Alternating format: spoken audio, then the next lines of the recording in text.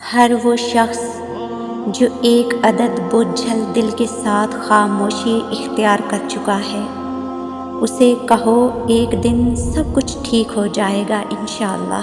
سنو، آسمان سے کبھی بھی ناکامی کا پیغام نہیں آتا، کبھی بھی نہیں۔ آسمان سے ہمیشہ ایک یقین دہانی آتی ہے کہ غم نہ کرو، بے شک اللہ تمہارے ساتھ ہے۔ یقین جانو، دعا کبھی بھی رائے گاں نہیں جاتی۔ آج بھی جب ماضی کی طرف دیکھوں تو حیران ہو جاتی ہوں کہ کیسے آج میرے پاس وہ سب کچھ ہے جو میں نے کبھی اللہ سے تڑپ تڑپ کر مانگا تھا۔ یہ اس وجہ سے ہے کہ اللہ کا وعدہ ہے کہ وہ پکار کا جواب دیتا ہے، سنتا ہے اور نوازتا ہے۔ کون ہے جو اب تک ہمیں عطا کرتا آ رہا ہے، جو بن مانگے بھی دے رہا ہے؟ رب ہی ہے نا، جس نے بن مانگے اتنا عطا کیا ہے۔ کیا وہ مانگنے پر مایوس کر دے گا؟ نہیں، کبھی بھی نہیں۔ سب سے آسان ترین اور طاقتور چیز جو اللہ نے اپنے بندے کو عطا کی ہے وہ دعا ہے۔ جب مشکل ترین حالات ہوں، کوئی امید بھی نہ ہو، سب کچھ ناممکن لگ رہا ہو، تب بھی اللہ کہتا ہے مجھ سے دعا مانگو، میں دعاؤں کو سننے والا ہوں۔ اللہ نے دعا میں اتنی طاقت رکھی ہے کہ یہ تقدیر کو بدل سکتی ہے، جو قسمت میں لکھا ہے اس کو بدلنے پر مجبور کر دیتی ہے۔ تو سوچیں، اگر دعا میں اتنی طاقت ہے تو دعا سننے والے رب کی طاقت کس حد تک ہوگی؟ تم ابھی سوچ رہے ہو کہ سارے راستے بند ہو گئے ہیں، مگر تم یہ نہیں جانتے کہ تمہاری دعائیں نیا راستہ بنا سکتی ہیں۔ تمہاری ایک دعا تمہیں کہاں سے کہاں تک لے جا سکتی ہے۔ تمہیں اگر اس بات کا ذرا سا بھی اندازہ ہو جائے تو تم اپنی کوئی بھی سانس دعا سے خالی نہ جانے دو۔ یاد رکھو، دعائیں کبھی بھی رد نہیں کی جاتی، بس دعاؤں کی قبولیت کا وقت مختلف ہوتا ہے۔ مت بھولو کہ ناممکن اور نامکمل سے کہیں آگے اس پاک رب کے کن کی رسائی ہے۔ جیسے وہ وقت گزر گیا، ویسے ہی اس وقت نے بھی گزر جانا ہے۔ جب اختیار تدبیر کے ہاتھوں سے نکل کر تقدیر کے ہاتھوں چلا جائے تو پھر معاملہ دوا کی امید سے دعا سے امید کی طرف پلٹ جایا کرتا ہے۔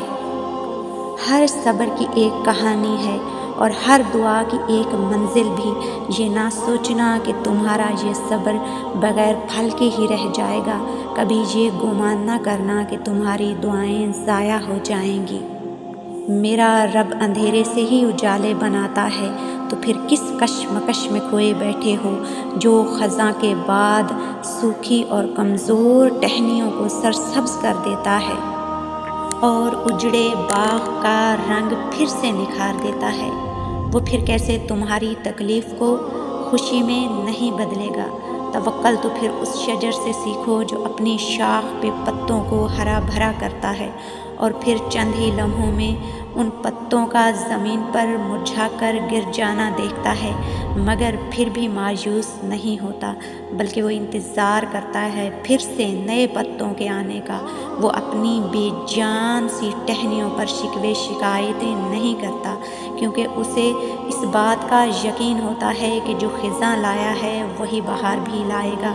پھر رفتہ رفتہ وہ شجر ہرا بھرا ہونے لگتا ہے اور اللہ رب العزت ان بے جان ٹہنیوں کو پھر سے زندگی سے بھر دیتا ہے۔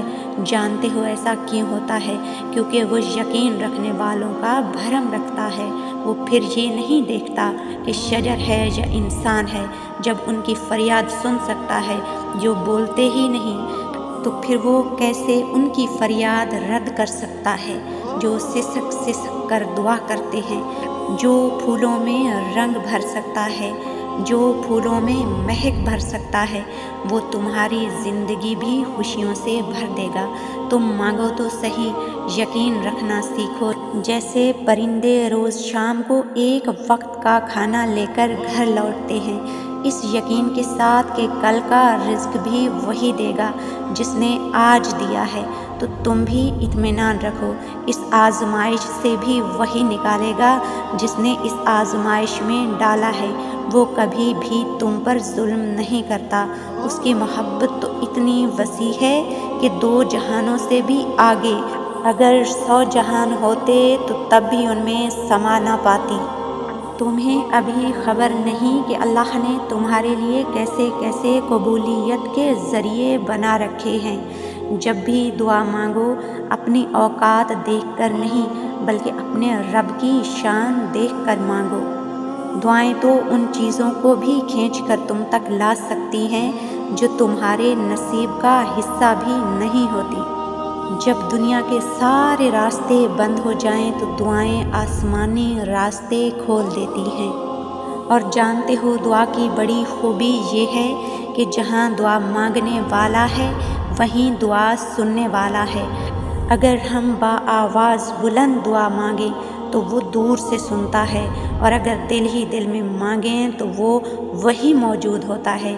حضرت امام علی رضا علیہ السلام نے فرمایا، جب بھی تم چاہو کہ تمہاری دعا عرش تک پہنچے اور قبول ہو جائے تو پہلے اپنے والدین کے لیے دعا مانگو۔